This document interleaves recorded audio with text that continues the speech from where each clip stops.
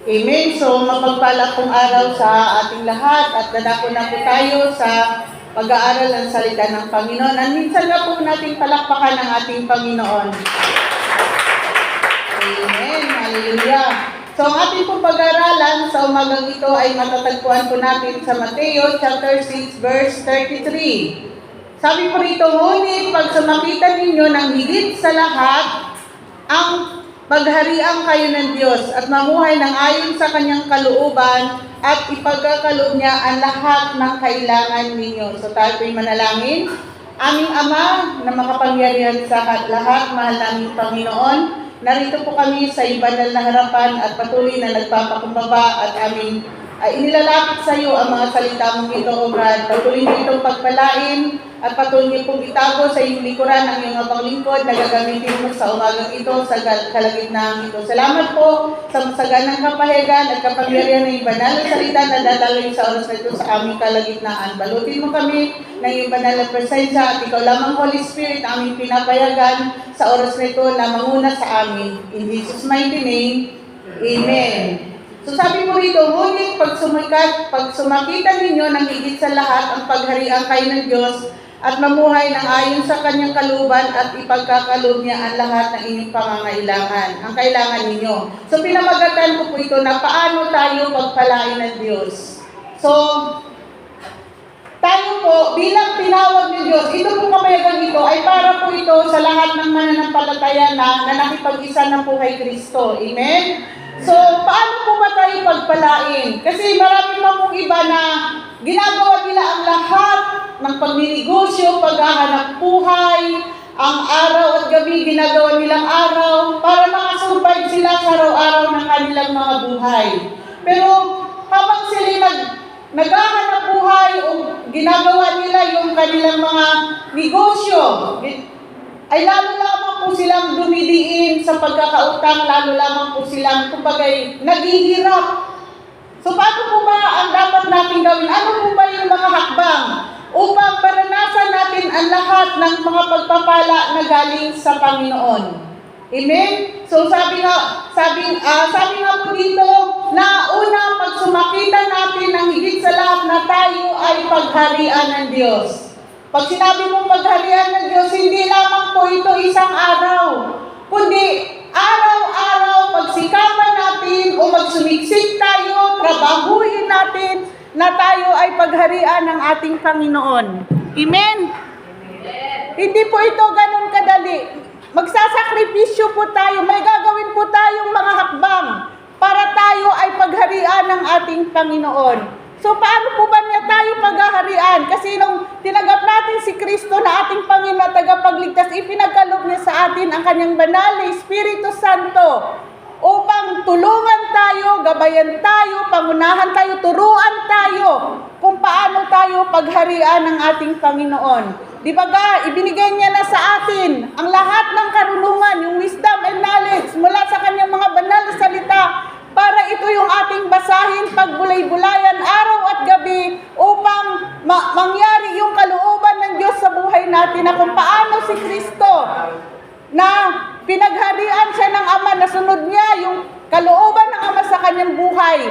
So tayo na bilang tinawag niya ng mga mananampalataya at nakipag-isa na sa Kanya, tayo naman po ngayon ang kailangan na pagharian tayo ng ating Panginoon. Pag pinasabing pinagharian, siya po talaga yung masusunod sa ating buhay. Hindi na po tayo maghahari sa ating mga sarili. Hindi na po tayo maghari yung sarili nating kaisipan o sarili nating kaitwiran, kundi yung kaisipan ni Kristo, yung katwiran ni Kristo ang siyang makita at mahayag sa bawat buhay ng bawat isa sa atin. Amen po?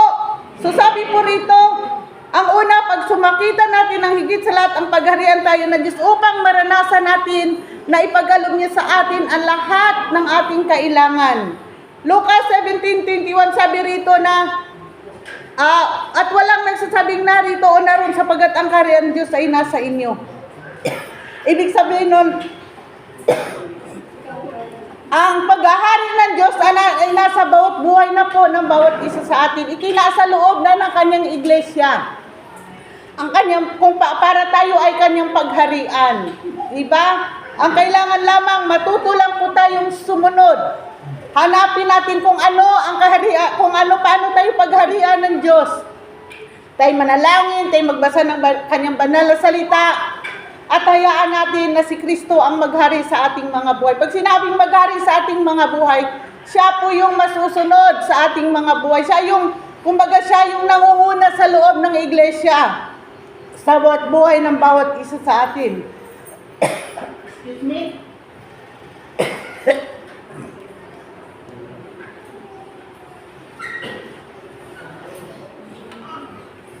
Hindi na po ang maghari sa atin yung ating mga sarili. Hindi na po yung masusunod yung ating sariling kaisipan at katwiran. Kaya sabi nga po dito, sapagkat ang kaharian ng Diyos ay nasa atin na. Nasa atin na po ang kaharian ng Diyos. Yung kanyang paghahari, upang tayo kanyang pagharian, ay nasa atin naman. Ang kailangan lamang ay magsikap tayo at gawin natin kung paano po maghari si Kristo sa buhay natin. Di ang kailangan natin gawin, sundin natin ang kanyang mga banal na salita. Sundin natin ang kanyang mga utos upang tayo ay kanyang pagharian. Ito po yung unang puntos upang makamtan po natin o ipagkaloob niya ang lahat ng ating pangangailangan. Sabi sa Romans 6:12, huwag na ninyong pagharian ang kasalanan sa inyong katawang may kamatayan upang hindi niyo sundin ang masamang hilig nito. So yung dati nating mga maling ginagawa, hindi na po natin dapat ito gawin. Hindi na dapat tayo mabubuhay sa ating sarili. Dapat si Kristo na po talaga ang masusunod sa buhay natin. Sa lahat ng ating ginagawa, iniisip at sa mga sinasalita natin. Kailangan laging kalakip si Kristo. Lagi natin itinataas ang Panginoon sa buhay natin at hindi po ang ating sariling kalooban o katwiran. Diba? Kung paano si Kristo na nagpasakop niya sa Ama, ganon din po ang bawat isa sa atin. Tayo rin po ay kailangan na magpasakop sa ating Panginoon. At huwag nang hayaan natin ng mga kasalanan ay patuloy pa po natin gagawin sa ating mga buhay. Talikuran na po natin. Itakwil na po natin ang lahat ng kasalanan na nagkokontrol sa bawat isa sa atin. Kasi kung paano tayo pagharian ni Kristo, kung hanggang ngayon ay patuloy pa rin tayo sa mga mali nating ginagawa, hindi po kailanman tayo pagharian ng ating Panginoon. Amen. So sabi rito, itakwil natin ang anumang mga kasalanan na hindi na natin susundin ang masamang hilig ng pita ng ating mga laman. Marami pong hilig ang pita ng ating mga laman. Naran ang pangalunya, pakikiapid, na rin ang mga bisyo na nagkokontrol sa atin na kailangan natin itong putulin at itakwil natin sa ating mga buhay. At sabi pa po sa Lucas 2:5, naway magkaroon kayo ng kaisipan ng tulad kay Kristo. Para tayo ay kanyang pagharian, magkaroon tayo ng kaisipan tulad kay Kristo. Ano ang kaisipan ni Kristo? Siya ay sumunod sa Ama, ginawa niya kung ano yung kalooban ng Ama sa kanyang buhay. Nagpasakop siya doon. So dapat maging ganun din po ang bawat isa sa atin. Magpasakop tayo sa Panginoon. Kung anong ginawa niya dito sa lupa, yun din po yung gagawin natin. Namuhay siya na puspos ng katapatan, ng kababaang loob, ng pag-ibig, ng pagpapatawad. So dapat maging ganun din po tayo. Ang kaisipan ni Kristo ay maging kaisipan natin. Na siya'y sumunod sa Ama, so dapat din tayo ay sumunod sa ating Panginoon. Amen? Ang pangalawa, yung una, pag sumakita natin ng higit sa lahat ang paghaharian tayo ng Diyos. Pangalawa, pag sumakita natin ng higit sa lahat na mamuhay tayo ng ayon sa kanyang kalooban. Mamuhay tayo ng ayon sa kanyang kalooban. Kung ano yung kalooban niya sa buhay natin, yun po yung maging kalooban natin.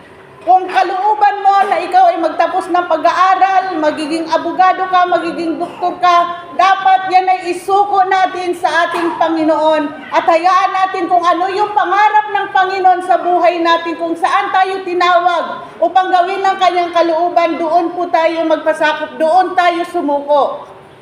Kung kalooban niya na maging pastor ka, so yun, sundin mo yun. Magpastor ka. Amen? Kumbaga, kalimutan po natin ang ating mga sarili. Sarili nating pangarap, sarili nating ambisyon, yan ay ating kalimutan. At kung ano yung pangarap ng Panginoon sa buhay ng bawat isa, yun po yung ating gagawin. Yun yung ating magiging pangarap. Doon tayo magpapasakop, doon tayo sumunod. Sabi sa Efeso 5:17, huwag kayong maging hangal sa halip. Unawain ninyo kung ano ang kalooban ng Panginoon. Nangat yung aking lalamunan dito. Sabi rito, huwag tayong maging hangal. Ang kailangan natin, unawain natin kung ano ang kalooban ng Panginoon sa buhay natin. Lord, ano ba yung kalooban mo sa buhay ko? Ano ba yung plano sa buhay? Ano ba yung plano mo sa aking buhay? Pag sinabi ng Panginoon, maglingkod ka. So maglingkod tayo sa Panginoon. Yung kalooban niya ang susundin natin sa araw-araw ng ating mga buhay. Kung bagay kalimutan natin ang ating mga sarili, yung ating sariling pangarap. Kundi ang hangarin nating masunod ay ang kalooban ng Panginoon sa ating mga buhay. Kaya sabi dito, huwag kayong maging hangal, sa halip unawain ninyo kano ang kalooban ng Panginoon. So ano ang gagawin natin? Manalangin tayo. Magbasa tayo ng banal na salita. At ipaunawa niya sa atin kung ano yung kalooban niya sa bawat buhay ng bawat isa sa atin. So ang bawat isa sa atin ay may plano ang Diyos sa bawat isa sa atin. Iba't iba ang pagkatawag niya sa bawat isa sa atin. So yun yung kalooban niya sa bawat isa sa atin. Ang higit pa doon sa plano natin sa ating mga buhay. Bago pa tayo nilikha sa mundong ito, may plano na po ang Diyos sa ating mga buhay na kailangan yun ay ating hahanapin. Yun, kumbaga, yun ay ating saliksikin kung ano po yung plano o kalooban ng Diyos sa bawat buhay ng bawat isa. At doon tayo sumunod, doon tayo magpasakop upang maranasan natin ang mga pagpapala na ipagkaloob niya sa bawat isa sa atin. Sabi sa 1 Thessalonica 4:3, kalooban ng Diyos na maging banal at lumayo sa lahat ng uri ng kahalayan. So tayo lumakad sa kabanalan, yun yung kalooban ng Diyos sa buhay natin. Hindi lamang tayo maglingkod sa Kanya, hindi lamang siya ating pupurin, hindi lamang siya ating sasambahin, kundi magpakabanal tayo. Kumbagay, itakwil na natin na lahat ng kahalayan ng kasalanan. At kung paano nagpakabanal si Kristo, tayo rin po ay magpakabanal sapagat ang Diyos ay banal. Amen? At lumayo po tayo sa lahat ng uri ng kasamaan at kasalanan. Kasi kung magpapatuloy tayo sa lahat ng uri ng kasamaan at kasalanan, kailanman ay hindi natin masunod ang kalooban ng Diyos sa ating mga buhay. Amen? Tayo ay palayo ng palayo doon sa kalooban ng Diyos sa ating mga buhay. Lumalayo po tayo kung tayo ay patuloy na gumagawa tayo ng anumang mga kasalanan na patuloy nating ginagawa. Kailan hindi natin masunod ang kalooban ng Diyos sa ating mga buhay. Sabi pa po sa Romans 12:2, huwag kayong makiayon sa takbo ng mundong ito, sa halip hayaan ninyong baguhin ng Diyos ang inyong pag-iisip. Huwag tayo, kumbaga, i-renew natin ang ating isipan. Baguhin natin yung ating isipan. Huwag na tayong makiayon sa takbo ng mundong ito. Ano yung takbo ng mundong ito? Lalo na ngayon, nagkagera na, magulo na. Anong laman ng ating isip? Nako, tataas ang mga bilihin. Ang mangyayari na yun ay matataranta ka kung ano yung mga gagawin mo. Amen? Kung tayo ay nakiayon pa sa mundong ito, ang gagawin natin ay tayo magsusumikap para sa mga bagay ng mundong ito upang tayo ay yumaman, upang tayo ay magtagumpay sa buhay ng mundong ito. Amen? Kaya sabi rito, baguhin ninyo ang inyong kaisipan, ang inyong pag-iisip upang maunawaan ninyo ang kalooban ng Diyos sa inyong mga buhay. So yung ating kaisipan na alipin ang mundong ito, na kontrolado ng mga bagay ng mundong ito, ay palitan natin ng kaisipan ni Kristo. Ano ang kaisipan ni Kristo?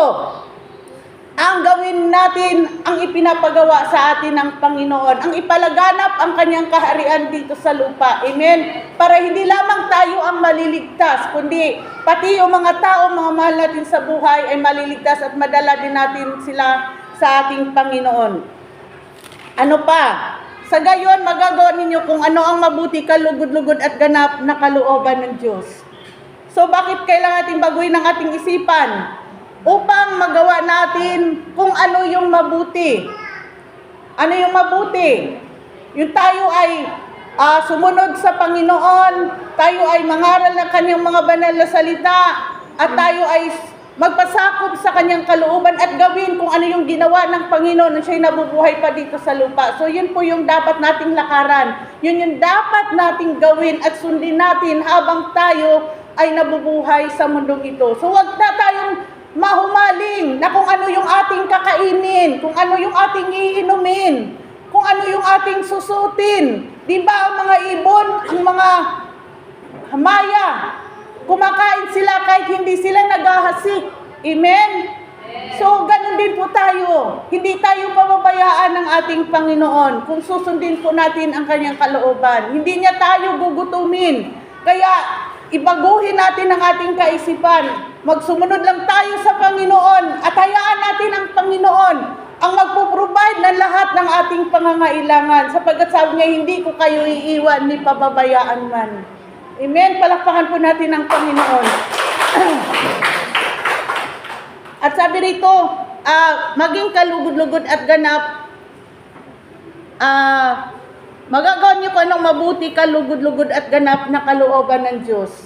So kung babaguhin natin ang ating mga isipan, ay magawa po natin ang mabuti at kalugod-lugod at ganap na kalooban ng Diyos. So magagawa po natin yung mga bagay na nais na ipagawa sa atin ng Panginoon. Amen? Amen. Ang sabi rin po sa Mateo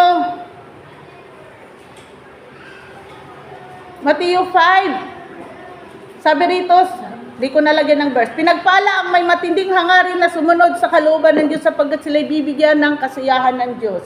So kung mimithin natin na sumunod tayo sa kalooban ng Diyos, bibigyan niya tayo ng kasiyahan, bibigyan niya tayo ng kagalakan upang masunod natin ang kalooban ng Diyos sa ating mga buhay. Sa araw-araw, sa lahat ng ating ginagawa, iniisip at sinasalita, tayo ay patuloy na magpapasakop sa kalooban ng Diyos. Ano man yung hanap buhay na binibigyan niya sa atin, lahat ng ating ginagawang paglilingkod sa Kanya, kailangan magpasakop tayo sa kalooban ng Panginoon. Amen?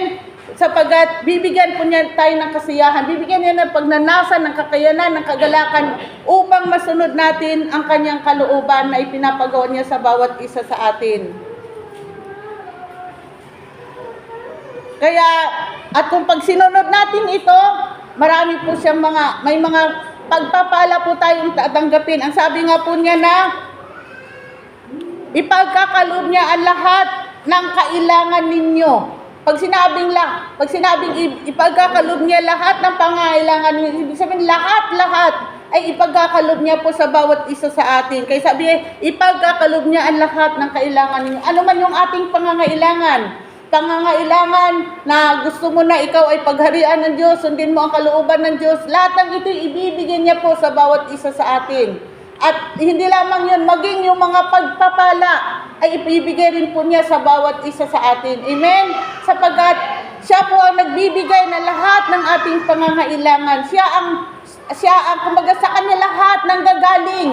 Yung mga pagpapala na ating tinatanggap sa araw-araw. Kaya sabi niya, ibibigay niya lahat ng ating pangangailangan. Ang kailangan lamang tayo ay magsikap tayo na pagharian tayo ng Diyos, sundin ang kanyang kalooban ng buong katapatan, ng buong pagpakumbaba, na may pagtitiwala sa Kanya at focus tayo sa Kanya. Ano man ang nangyayari sa mundong ito, focus lamang po tayo sa Panginoon. Magpatuloy po tayo na hanapin natin ang Kanyang kalooban at ang lahat ng ating pangangailangan ay pagkakaloob niya po sa bawat isa sa atin. Ibig sabihin nun, hindi po niya tayo pagkukulangin. Ano man ang ating pangangailangan, kahit nagkakagulo na ang buong mundo, hindi po niya tayo gugutumin, hindi niya tayo pagkukulangin sa ating kakainin, sa araw-araw, sa oras ng ating hapagkainan. Sapagkat pangako po niya na ibibigay niya ang lahat ng ating pangangailangan.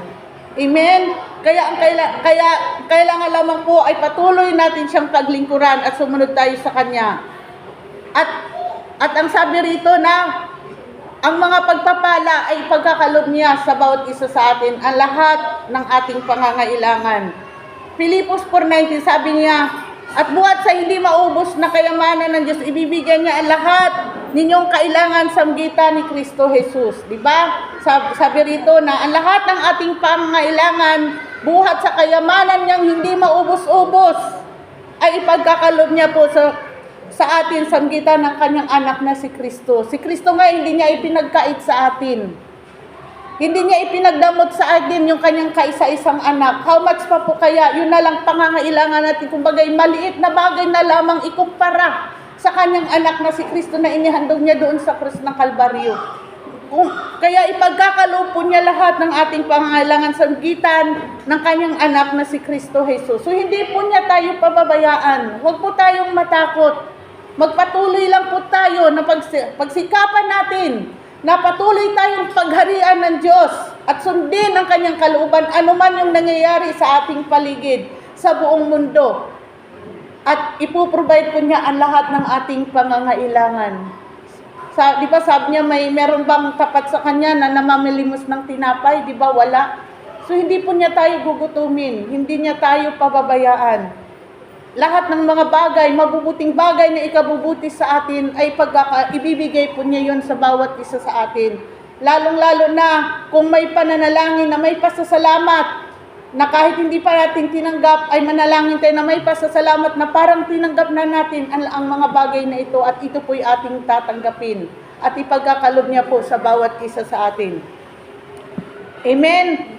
So, ang sabi pa po sa awit 128 verse 4, at sino man kung si Yahweh buong pusong susundin, buhay niya ay unlad at laging pagpapalain.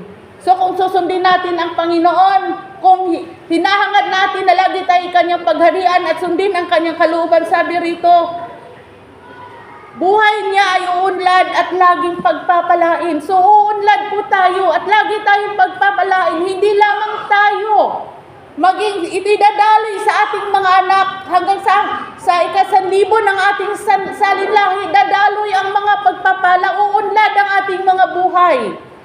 Kung dati ikaw ay ganito lang ang trabaho mo, paunlarin yun ng Panginoon, pagyayamanin yun ng Panginoon. Ang mahalaga lang makita ng Diyos na nagsisikap na tayo sa araw-araw ng ating buhay na tayo ay kanyang pagharian at sundin natin ang kanyang kalooban. At sabi niya rito, uunlad ang ating buhay at lagi niya tayong pagpapalain.